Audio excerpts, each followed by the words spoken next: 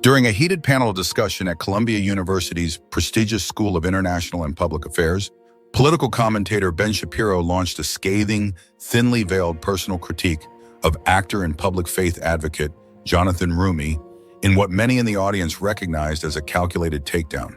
But Roumie, widely known for his portrayal of Jesus in The Chosen, and more recently appointed as the White House's special advisor on faith and civic engagement, didn't flinch. Instead, he simply listened, silent and composed, until it was his turn to speak. The exchange would go viral within minutes.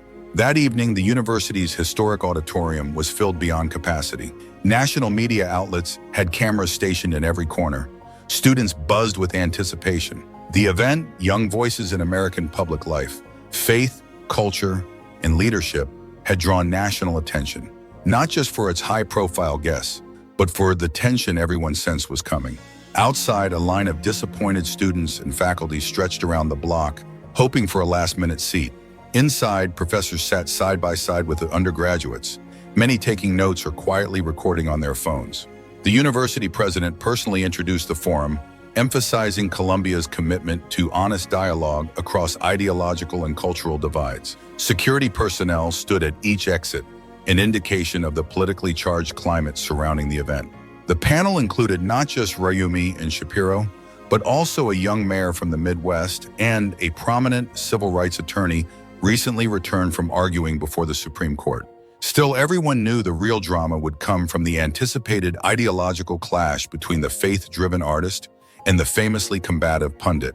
Ben Shapiro had recently published an essay titled "Faith is Not a Credential," sharply criticizing the rise of performative religiosity in public life. While he didn't mention Roumie by name, his reference to actors with messiah complexes being elevated to positions of political influence had raised eyebrows. Meanwhile, Roumie had made a quiet but pointed reference in a recent interview stating, "True leadership doesn't require a degree in outrage. It requires a heart rooted in service."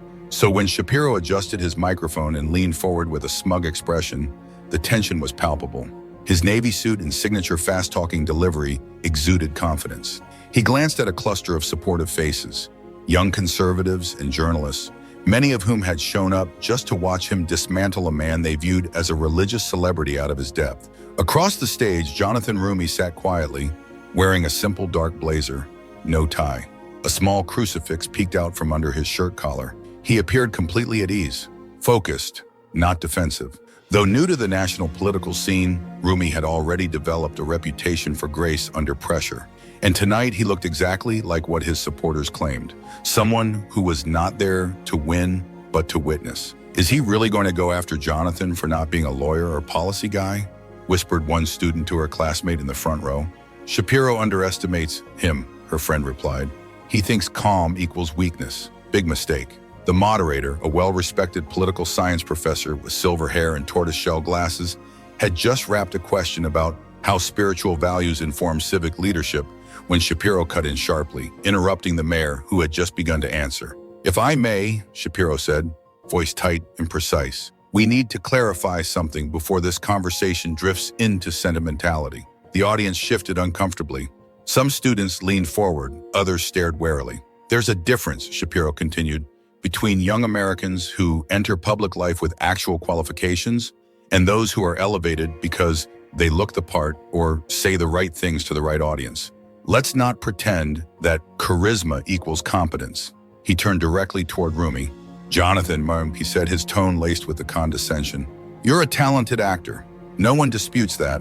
But your appointment as an advisor to the White House on faith and civic engagement, based on what? Your IMDb page? Your ability to cry on cue?" The auditorium went silent. Shapiro pressed on.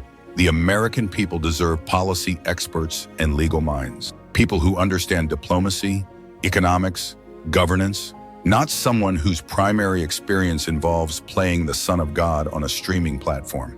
Gasps and awkward laughter rippled through parts of the room. "Let's be honest," Shapiro continued, his voice rising. "Before this, you hosted podcasts, read scripture online, and played a biblical figure on camera. That's not public service. That's performance. And now you're advising the most powerful office in the world?" He turned slightly toward the audience and added, "This isn't about faith. It's about qualifications. And I'm sorry, but belief does not equal competence." Roumie did not react. He didn't frown. He didn't smirk. He simply took a pen from his pocket and quietly made a note in the leather-bound notebook resting on his knee. And then he waited. These are not qualifications for one of the most critical advisory roles in government, Shapiro continued, his voice sharpened with surgical precision. Some members of the audience nodded, particularly those seated near political debate societies and conservative student groups. Others sat uncomfortably, the tension growing with each barbed remark. Your polished speeches, your scripted sincerity, and your frequent invocation of faith, none of these substitute for real experience. We've seen you stumble during interviews, misquote historical facts, and lean on abstract morality when practical knowledge was needed. You may inspire people emotionally, Jonathan, but inspiration isn't leadership, it's theater. He turned slightly to the audience, delivering his words with a rhythm practiced over thousands of podcast episodes. Just last month, you completely misrepresented the U.S. position on 3 international faith initiatives. You confused basic economic terms during a roundtable on religious nonprofits. You've misquoted Supreme Court rulings. Your office had to walk back your comments multiple times. He paused, letting the weight of his accusations linger. This isn't about age. I'm 41. You're not far behind me. It's about being unqualified, unprepared, and, let's be honest, out of your depth. You've been handed a microphone, Jonathan, but the White House isn't a stage, and the American people aren't an audience looking for a spiritual monologue. They need clarity, competence, and command. Shapiro leaned forward now, delivering the final blow. The difference between us is simple.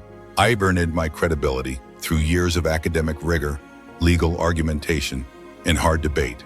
You were in the right circles at the right time, a photogenic Catholic actor with a calm voice and a strong following. It's not about qualifications, it's about optics.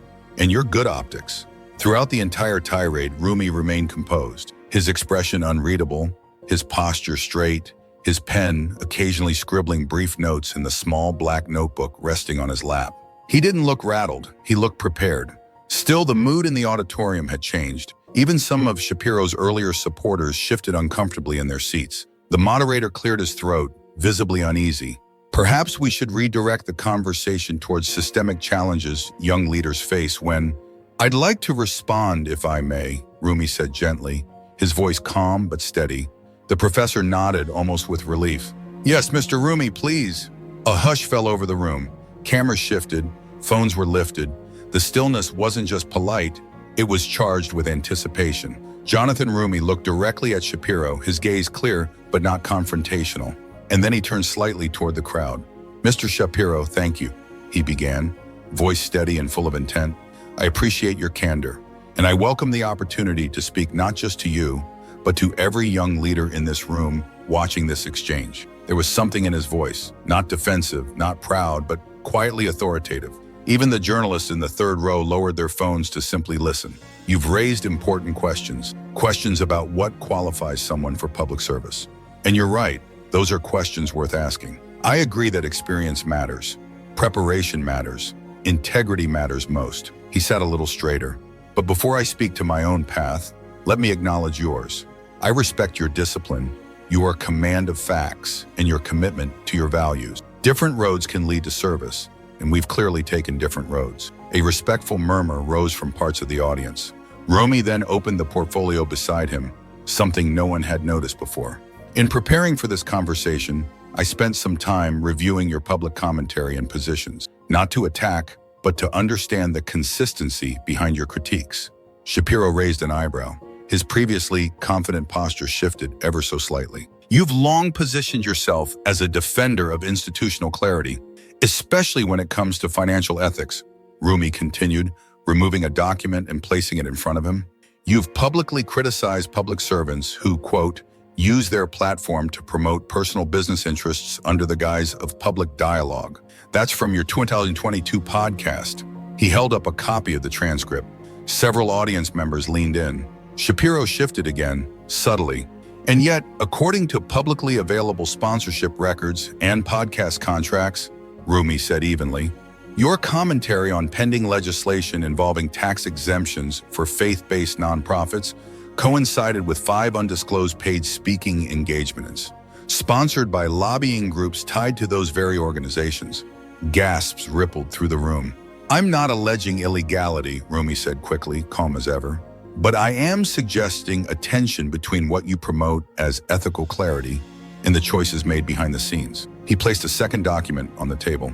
You've also spoken passionately about protecting students from ideological bias in higher education. And yet, records from your foundation's 223 campus tour show $187,000 spent on speaker fees at schools where you later condemned their academic departments for hosting counter voices. The audience was now completely still. Phones rose again. Even faculty looked stunned. Roumie's tone remained measured. This isn't about who's more credentialed. It's about who lives consistently with the standards they promote. You've questioned my readiness. But readiness is not just about resumes, it's about responsibility. He turned to the audience for the first time. If we define qualification as the ability to defend one's record with honesty, to serve others without self-interest, and to admit when we've fallen short, then maybe the question isn't how someone got here, but what they choose to do once they arrive. Shapiro said nothing, and for the first time that night, he had no quick retort. The auditorium had fallen into a stunned, almost sacred silence as Jonathan Roumie continued to calmly lay out evidence that sharply contradicted Ben Shapiro's public image as a principled voice of moral consistency. Even his most ardent supporters in the crowd now glanced uneasily at one another. But Roumie wasn't finished. Perhaps most concerning, he said, his voice still calm but now resonating with unmistakable moral weight, is the growing gap between your public advocacy and your private conduct, particularly regarding political independence and financial transparency, which you've championed as signature principles. He reached into his portfolio again and removed another document, a filing from the Federal Election Commission, this one bearing the name of a consulting LLC registered to Shapiro's immediate family member. This LLC, Roumie explained, holding the page up slightly, is registered to your sister. It shares a business address with your podcast studio. It has received payments totaling over $380,000 from political candidates whose positions you later endorsed on your show, without disclosing the financial relationship. Gasps echoed across the auditorium. A student journalist in the front row snapped a photo. Several faculty members whispered to one another. Shapiro's expression shifted, his shoulders stiffening, the practiced confidence giving way to a tight-lipped stillness. Roumie continued without raising his voice. That in itself may not violate the law, but when you use your platform to call out media corruption and claim to be a fiercely independent voice, that discrepancy becomes relevant, especially when your audience is trusting you to speak then without hidden incentives. He turned another page. And according to public tax records and speaking disclosures, you've delivered paid speeches in the past 2 years at events hosted by organizations lobbying for changes in religious freedom legislation you later defended on your podcast without noting those connections. Again, he made no accusations, only statements, facts, silence. Roumie paused, not dramatically but reverently, before laying down one final document, a transcript from a Senate subcommittee hearing in which Shapiro had been cited by a sitting senator as a neutral public educator without disclosure of his financial ties to one of the lobbying groups under investigation. He looked directly at Shapiro. The most serious concern, Roumie said evenly, is that these omissions aren't isolated. They're consistent. And if we are to ask whether someone is qualified to speak to the American people in a position of moral influence, then we must also ask, do they act with integrity when no one is looking? Shapiro said nothing. For 17 excruciating seconds, the man known for never losing control, never yielding ground, was completely silent. The power dynamic had flipped, and everyone in the room could feel it. Finally, Shapiro reached for his water. His hand trembled slightly. These documents lack context and misrepresent, he began, but his voice was quieter now, stripped of its sharpness. Roumie did not gloat. He did not interrupt. He simply replied with calm conviction. Every record I've shared is public. Tax filings, contracts, public disclosures. I haven't revealed secrets. I've compiled facts. Facts your listeners, your followers, your supporters have a right to know. He turned toward the audience. And this, he said gently, is why we must rethink what we mean by qualification for public service or public influence. He stood up slightly straighter in his seat, his hands resting softly on the closed portfolio before him. Qualification isn't determined by volume or vocabulary or viral clips. It's measured by integrity, by how consistent your private choices are with your public principles, by whether you serve truth or optics. Several students who had earlier applauded Shapiro now nodded solemnly in agreement. You can question my experience. That's fair, Roumie said. You can challenge my background. That's legitimate. But I would argue that the most disqualifying trait in public life isn't youth, it's hypocrisy. He paused. And hypocrisy, he added, is the quiet undoing of everything credibility is built on. The auditorium remained frozen. Even the moderator, so quick with words earlier, sat in reverent silence. No one dared speak. Roumie looked down briefly, then back up. He wasn't angry. He wasn't even triumphant.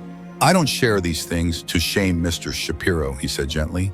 I share them because if we truly care about the health of public discourse, then we must stop measuring people by age, branding, or ideology, and start measuring them by consistency, integrity, courage to be accountable. He slowly closed his portfolio. As for me, my preparation is daily. My mission is to serve with transparency.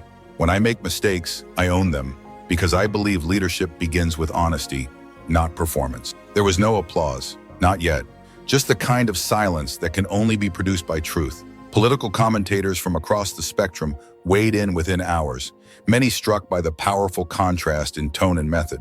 A prominent media critic posted on X, "This exchange wasn't left versus right, it was truth versus spin." Roumie demonstrated how quiet conviction and evidence crush ego and performance. A seasoned political strategist added, "In 30 years advising campaigns, I've never seen a more devastatingly calm response to a public attack. No aggression, no deflection, just precision. Every political communicator should study this." Cable news programs interrupted regular programming to analyze what they unanimously called a defining moment in political discourse. Strategists were brought on air to dissect the implications. "What we witnessed tonight," said a CNN analyst, "wasn't just an actor holding his own in a political arena. It was a clinic in preparation, restraint, and letting evidence speak louder than ego." Fox News aired a Chiron. Roumie exposes commentator hypocrisy, while MSNBC reluctantly acknowledged the effectiveness of his response, even as some hosts questioned the motivations behind the revelations. In homes across the country, Republican, Democrat, apolitical, viewers sat silently for a moment longer than usual. In Ohio, a retired teacher turned off the TV and called her son, a young campaign staffer in Cincinnati. "That man just changed my view of what leadership looks like," she said. "I'm making the whole office watch it tomorrow," her son replied. That's how you answer an attack, with dignity, with facts. Meanwhile, backstage, Roumie declined the university's request for an extended interview. "I've said what I needed to say," he told the event organizer quietly. This wasn't about controversy. It was about reminding people what integrity looks like. As he stepped outside, a student reporter caught up to him. "Mr. Roumie, did you come specifically prepared for that confrontation with Ben Shapiro?"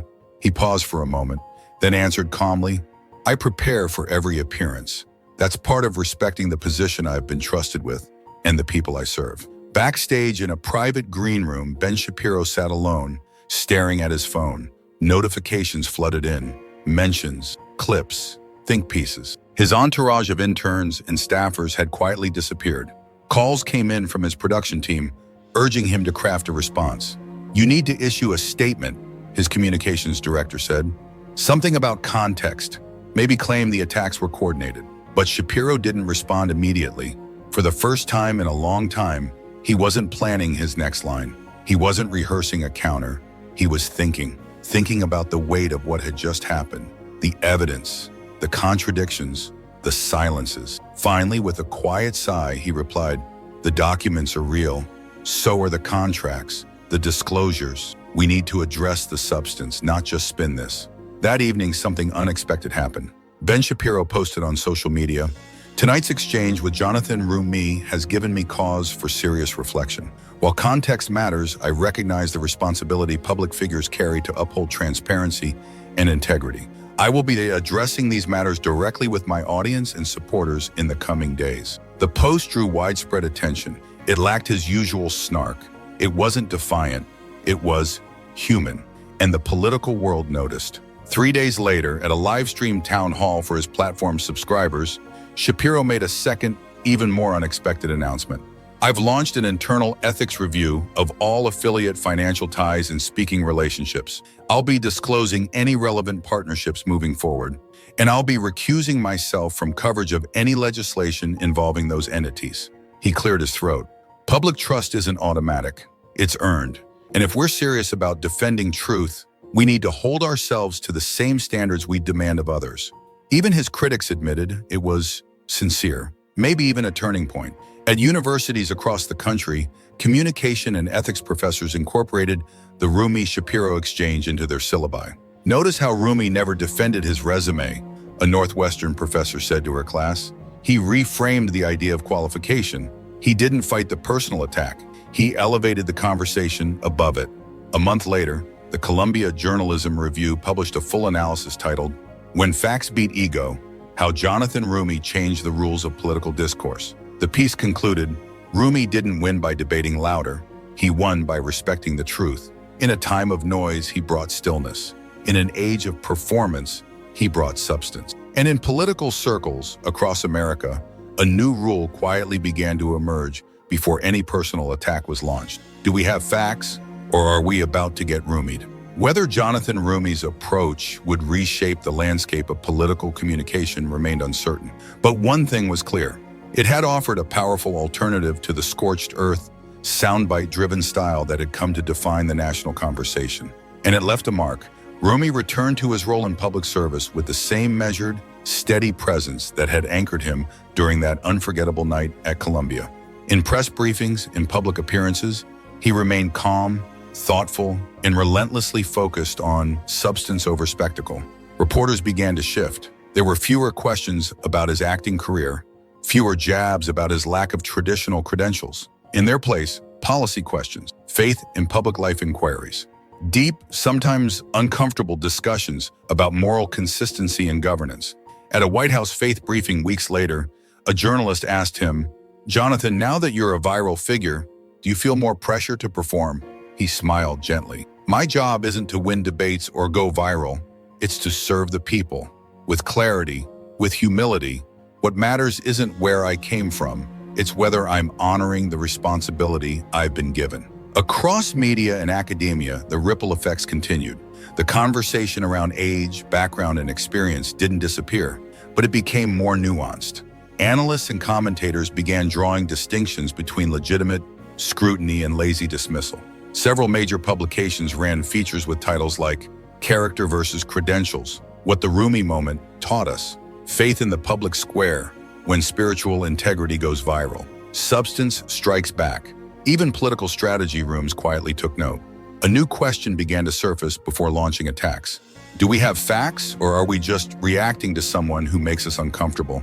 It wasn't a revolution, not yet, but it was a step toward a political culture where truth mattered more than volume, where calm could carry more force than anger, and where moral clarity might still hold power, even in the noisiest corners of public life. 6 months later, when Columbia University hosted its next political forum, attendance shattered records. Students and professors filled every seat, not out of hunger for conflict, but hope.